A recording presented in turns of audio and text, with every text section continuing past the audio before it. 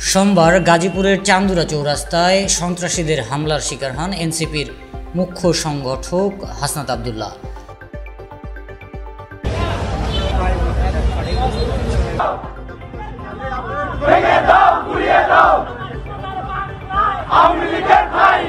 প্রত্যক্ষদর্শীদের মতে 10-12 জনের একটি সশস্ত্র দল হঠাৎ করে তার গাড়িকে লক্ষ্য করে হামলা চালায়, ভাঙচুর করে গাড়ির কাচ। এতে গুরুতর আহত হন হাসনাত আব্দুল্লাহ।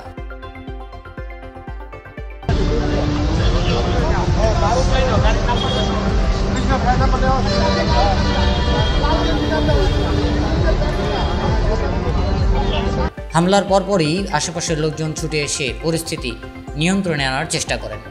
পরে আইন শৃঙ্খলা রক্ষাকারী বাহিনী ঘটনাস্থলে পৌঁছে তদন্ত শুরু করে।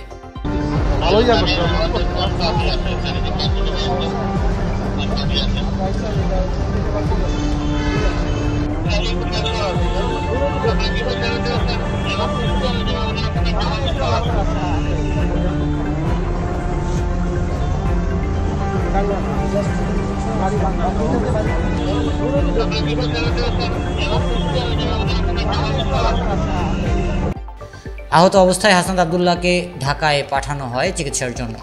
এই ন্যাক্কারজনক ঘটনার প্রতিবাদে চৌরাস্তায় তাৎক্ষণিক বিক্ষোভে ফেটে পড়েন এনসিপির নেতাকর্মীরা।